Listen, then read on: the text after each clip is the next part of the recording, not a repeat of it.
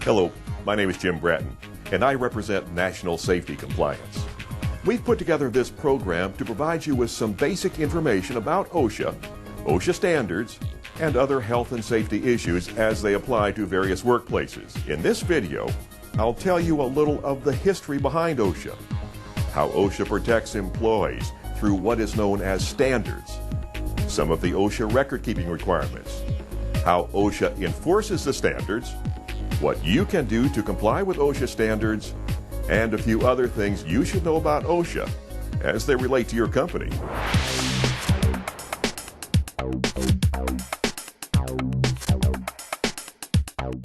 In 1970, Congress passed the Occupational Safety and Health Act. The purpose of this legislation was to establish a nationwide federal program to protect almost the entire workforce from job-related death, injury, and illness. Before this act, job safety and health issues were mainly decided by individual companies. Without any standardized regulations or guidelines, employee health and safety was hit and miss.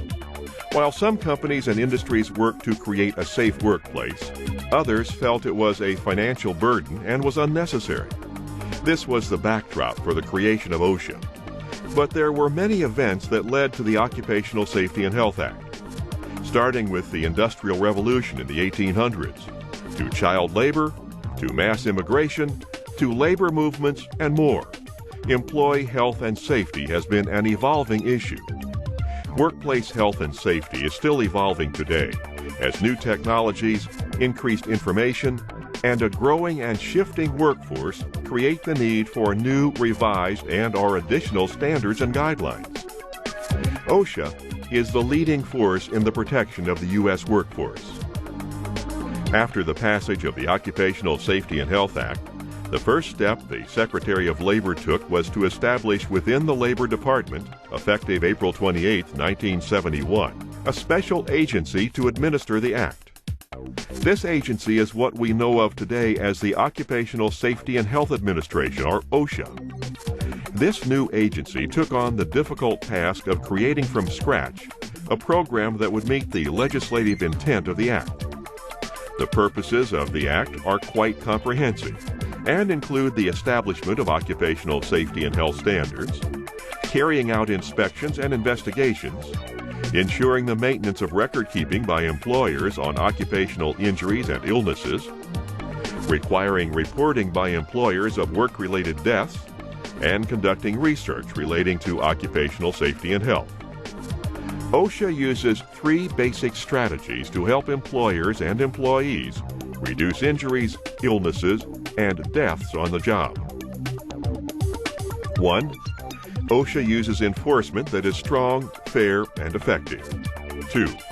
They provide outreach, education, and compliance assistance. And 3. Utilize partnerships, alliances, and other cooperative and voluntary programs.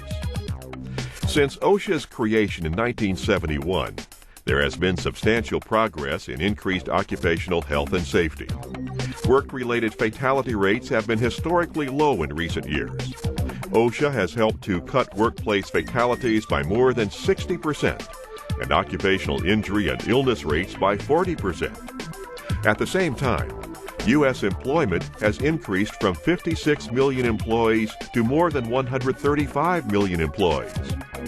While OSHA continues to make strides in occupational health and safety, significant hazards and unsafe conditions still exist in U.S. workplaces. Each year, almost 5,200 people die from workplace injuries in the private sector. Nearly 4.3 million people suffer non-fatal workplace injuries and illnesses. And the cost of such injuries and illnesses total more than $156 billion.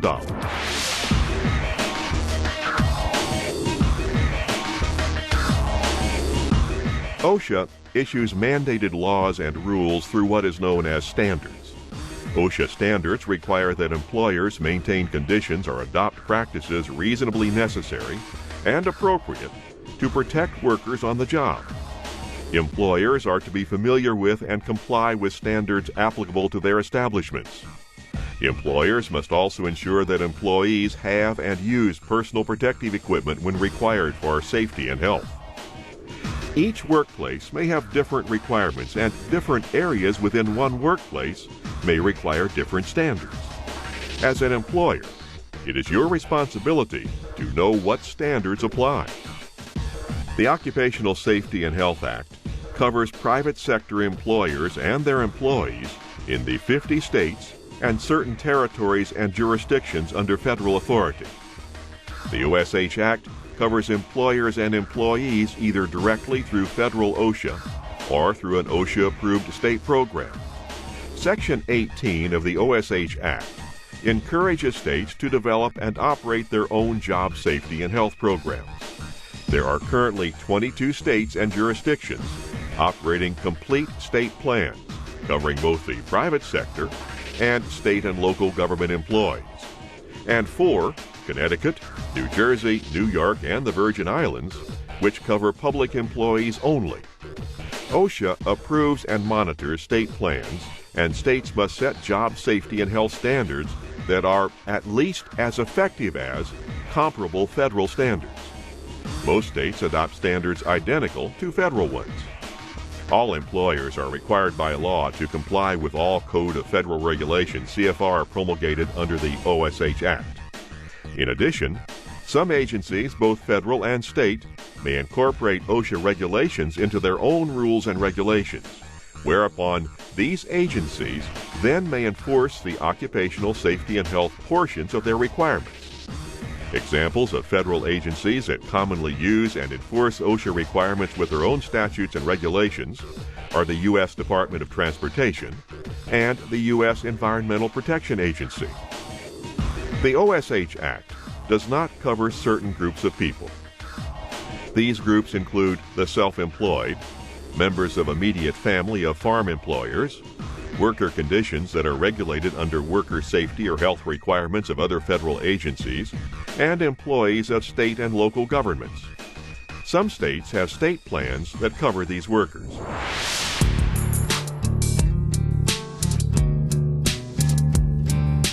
Congress provided very specific language in the OSH Act, indicating that they recognized statistics on workplace injuries and diseases are essential to an effective national program of prevention.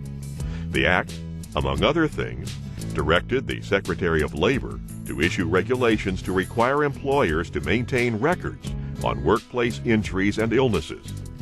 This section is known as CFR 1904, Recording and Reporting Occupational Injuries and Illnesses. You can learn more about this standard in the workbook. The Secretary of Labor was also directed to compile accurate statistics on occupational injuries and illnesses and to make periodic reports on such occurrences.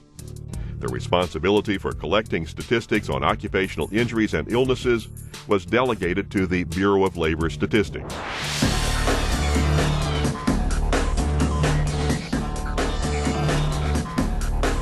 OSHA is also assigned the task of enforcing the standards they implement.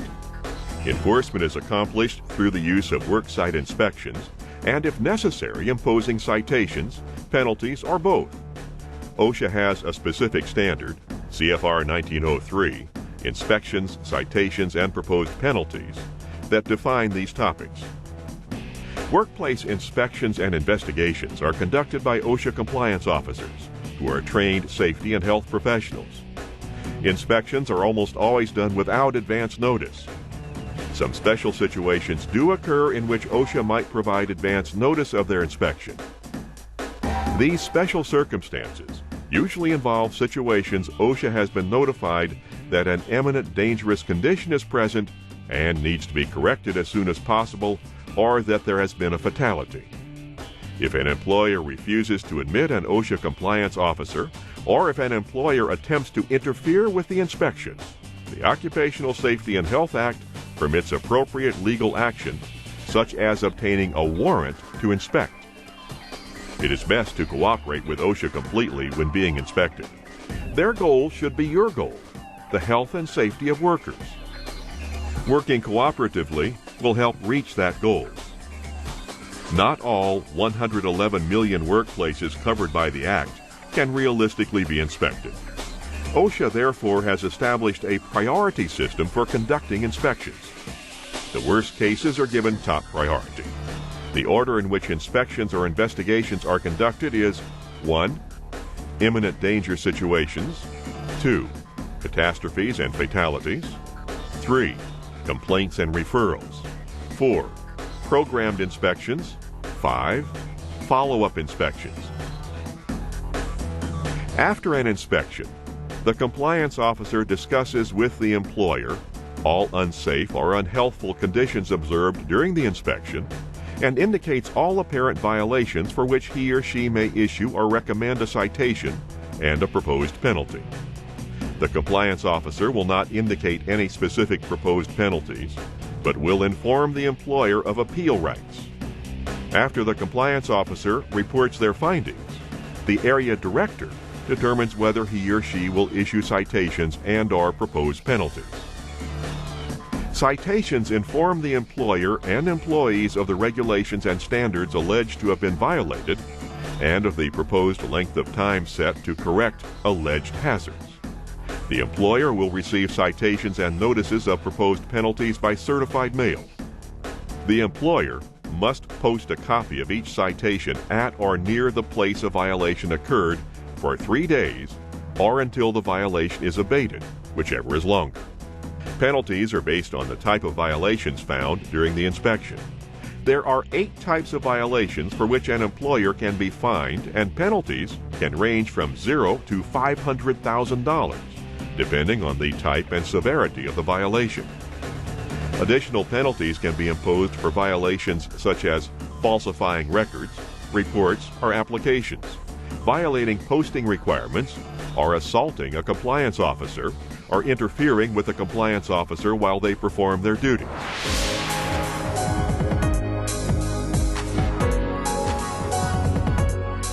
So what can you do to avoid receiving citations and penalties? While striving to provide a safe and healthy workplace, you must also have established written programs that cover most OSHA standards. The most important standards all have requirements that companies have written programs in place. These standards include Hazard Communication 29 CFR 1910.1200, Respiratory Protection 1910.134, Emergency Action Plans 1910.38, Fire Prevention Plans 1910.39, Lockout Tagout 1910.147, and Bloodborne Pathogens 1910.1030. Other standards may also require written programs. It is not enough to just have the programs written and then filed away. The programs must be current, utilized, reviewed, and updated as necessary to ensure their effectiveness and compliance with OSHA standards. Many companies create written programs and then fail to keep them current. OSHA would view the situation the same as if a program had not been written at all, and it indicates a lack of positive safety and health attitude overall. OSHA will usually want to see your written programs before ever starting an inspection tour of your company. You must be prepared. Another area that OSHA considers very important is that of hazard assessment and personal protective equipment. CFR 1910-132 sets standards for the use of PPE and requires companies to assess the workplace to determine hazards requiring PPE. Employers have to verify that the required hazard assessment was performed through a written certification. The certification must identify the workplace evaluated, the person certifying that the evaluation was performed, and the dates of the hazard assessment. Obviously, documentation is an essential part of avoiding OSHA citations and penalties. Training is possibly the most important issue for companies to address. OSHA imposes training and education requirements for almost all standards. It is important to note that OSHA does not specifically require documentation of training in every standard. Most standards do insist on documentation, and we believe that employers are better off documenting all training regardless of OSHA's requirement. Uniform documentation of all training will help you determine who needs additional training, determine when it is time to update training, and evaluate employee work performance. When reviewing your training program, you should compare your current training program to OSHA's training requirements. Employers must include OSHA-required information as it pertains to that specific topic. An accurate and complete training program will benefit your company in more ways than you can imagine. We hope this short informational video on OSHA has been helpful. The workbook that accompanied this video provides additional information on over 30 different OSHA standards and other safety topics. The workbook information is not meant to be all-inclusive and is not intended as a substitute for, nor should it be construed as, legal advice. Its purpose is to introduce various topics and hopefully give you a bit of insight to those topics. The workbook also gives information on some of the products National Safety Compliance has available to help you in meeting various requirements. Thank you, and have a great day.